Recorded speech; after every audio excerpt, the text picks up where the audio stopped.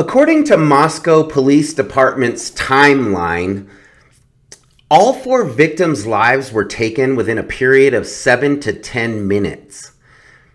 Is this even possible?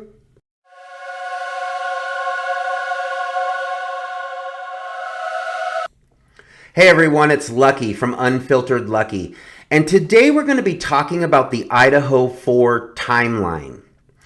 Now, initially when Moscow PD released their timeline, according to the coroner's report, they believed that these crimes began at 3 a.m.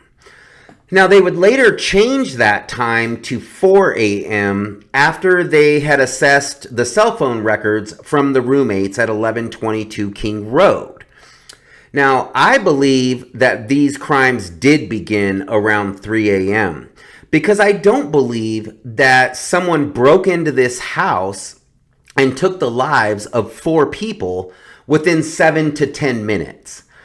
I believe that these crimes occurred over a period of time. And when I say period of time, I believe it was 45 minutes to an hour. I don't believe it was 7 to 10 minutes. But I am going to follow the timeline that was released by Moscow Police Department.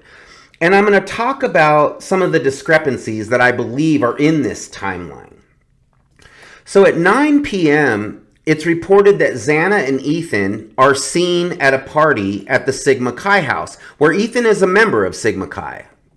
At 10 p.m., we know that Kaylee and Maddie were at the Corner Club because they're seen on security footage.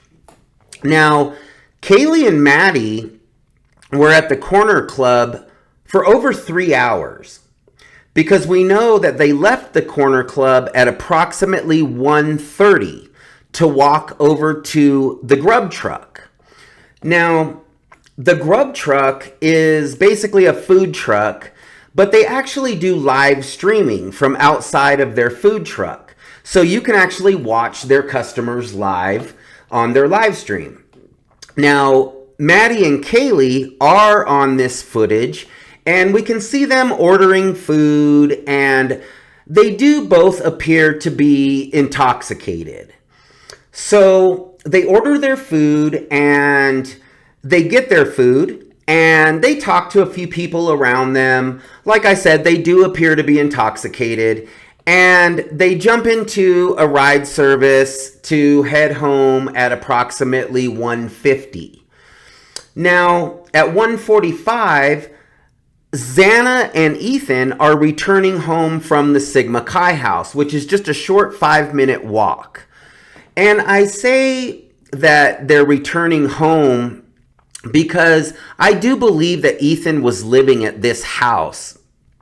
They say that Ethan was living at the Sigma Chi house, and Bethany did make a statement that Xana had a guest over that evening. But from my research, I do believe that Ethan was living at this house. So Ethan and Xana return home at 1:45. Now, according to the driver who dropped off Kaylee and Maddie, he dropped them off at 1:55. So at 1:55, we have all of the roommates under one roof at 1122 King Road.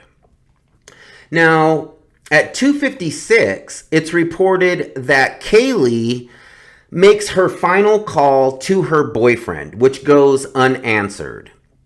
So we don't know really what's happened in between 1:55 and 2:56.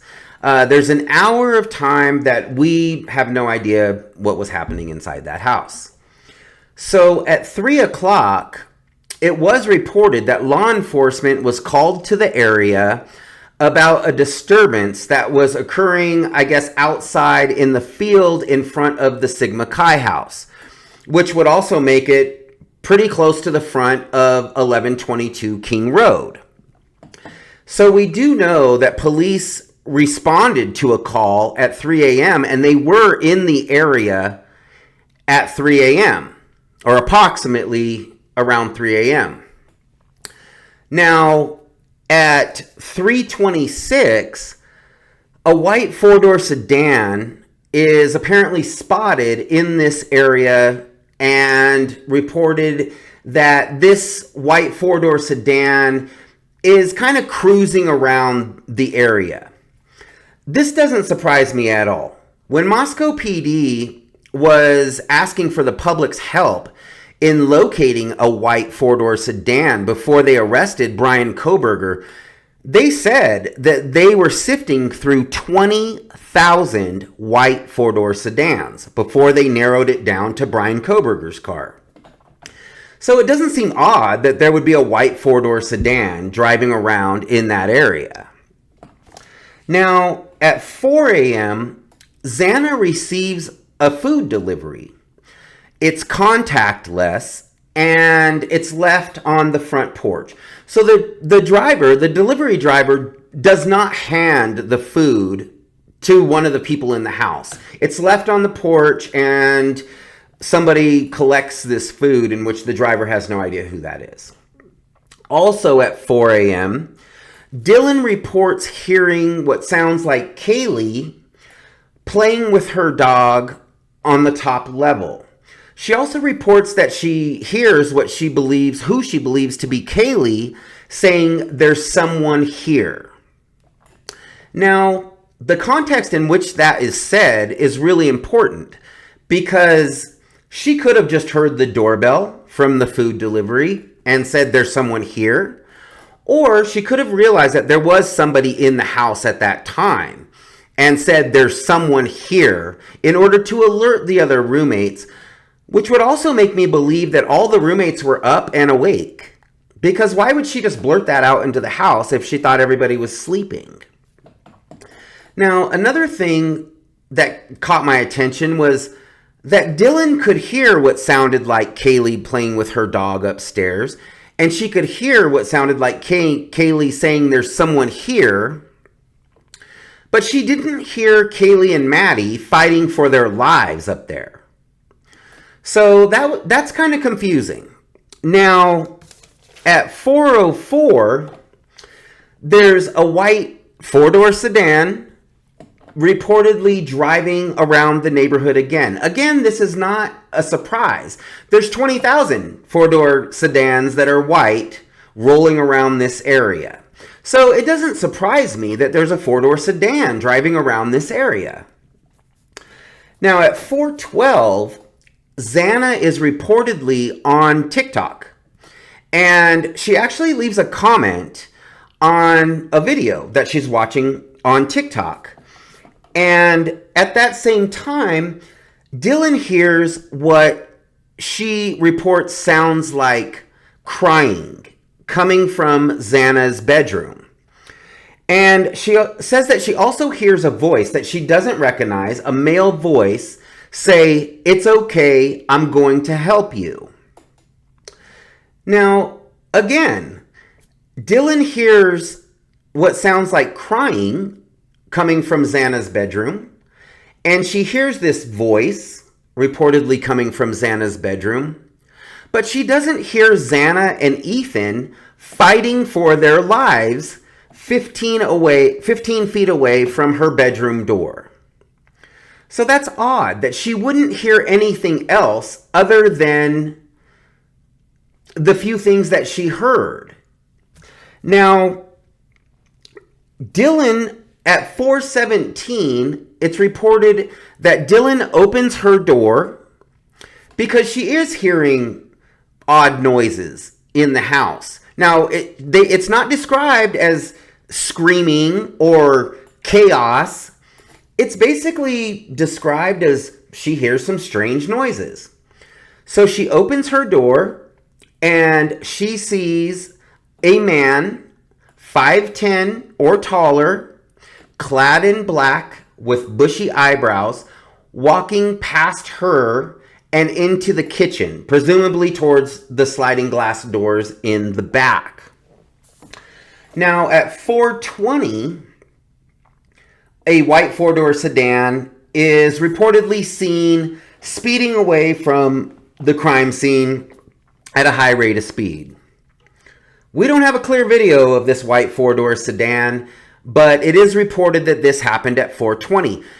Now, At 4:17, when Dylan sees this man and he walks out, it's reported that she is in shock at seeing this and apparently closes her door in shock.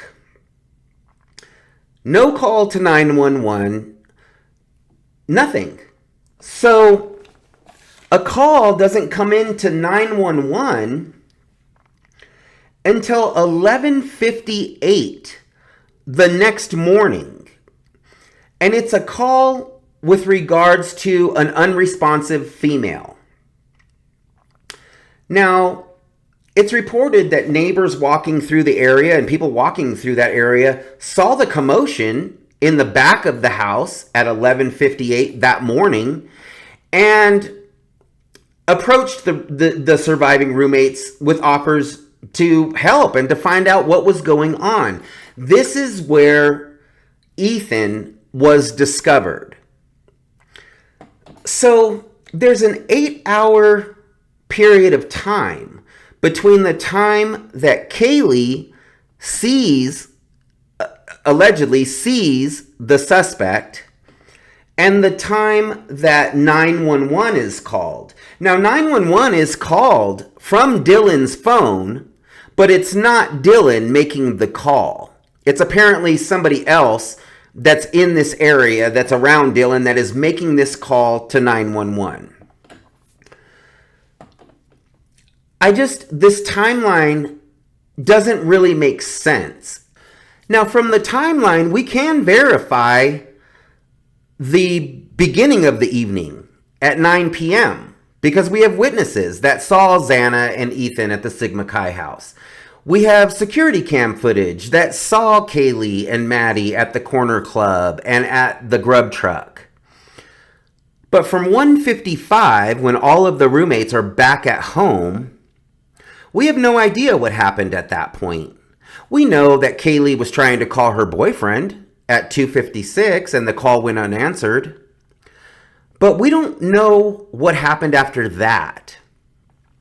And then at 4:17, when Dylan sees the intruder, she sends out messages to her roommates to see if they've heard anything strange. And she gets no responses back other than Bethany, of course. At that point, she doesn't check upstairs. She doesn't call 911. She doesn't call anybody.